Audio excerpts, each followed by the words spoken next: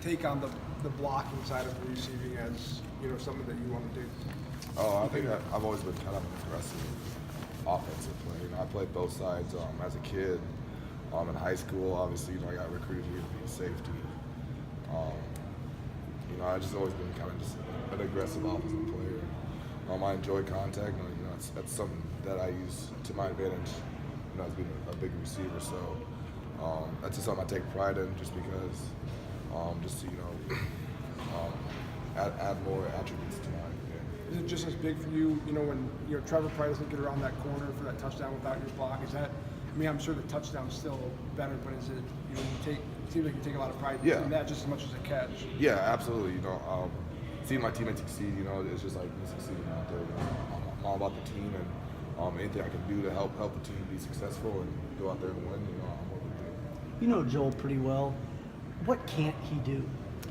Joel, he can't sing, he can't fly, he can't turn water into wine. Other than that, that's about it.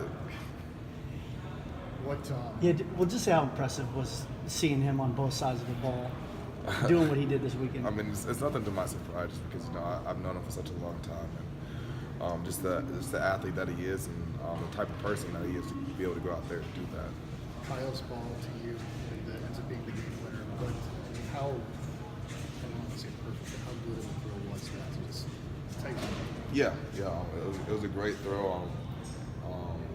Kyle just put it up there. I was able to get a good release off the line and be able to stack my defender. And even though they were one high, and he probably even should have thrown me the ball because the safety rolled over there.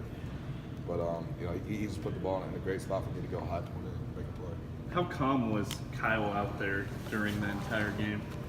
Super calm. I mean, that's just his personality is just go out there and not overthink anything too much and just take what the defense gives him. Did you talk to him like Friday night or before the game to get a feel for how he was doing, I guess?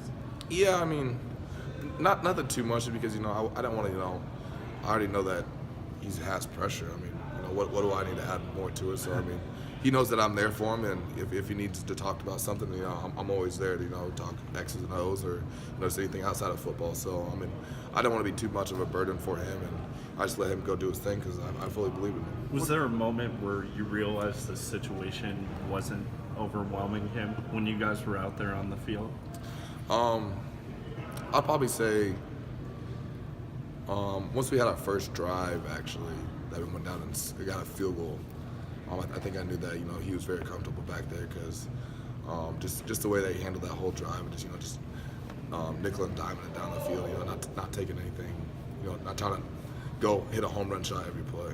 What kind of presence is he in the locker room, and just kind of even before he started the game, just being in the quarterback room and being around the offense? What kind of dynamic does he add to the locker room?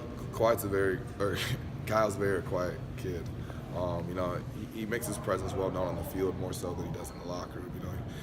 He's always for a fun time, a good laugh and stuff. But he's kind of very well reserved. There's not too many father and son duos who can say they beat Oklahoma at Iowa State. Yeah.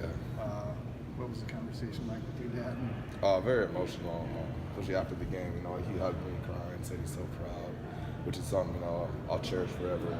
Something that's very special and endearing to me. But it's obviously just it's a huge feat and a huge accomplishment in my life. As a receiver yourself, what do you see from David's pass catching ability, and how much has that evolved since he's been on campus? David's always been good. I think just like Joel with anything that he does. He's a very gifted athlete, and catching the ball is just second nature to him. How big has the ball security been for you guys, and just what kinds of drills, I guess, do you guys run? And I know in the Akron game you had a big recovery too. Just kind of that ability to be able to pounce and cover them up. What kinds of things go into ball security for you guys? Yeah, we since day one of fall camp, we always talk about that the ball is our number one prized possession. We got to take care of it.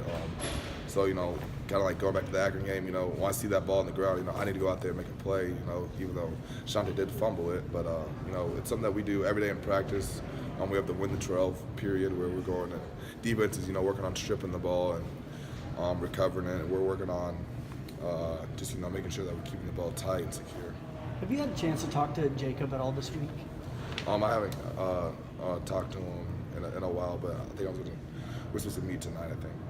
You know, what do you plan on just talking to him about? And yeah, Jacob's obviously a very close friend of mine. We've been through a lot together, so I'm gonna just sit here and talk to him about just life in general. I mean, football's only a small chapter in each of our lives, and I just want to make sure that he's okay and that we can get him back on the field as soon as possible. Is it just you meeting with him, or the captains, or what? Just me, as far as I know. As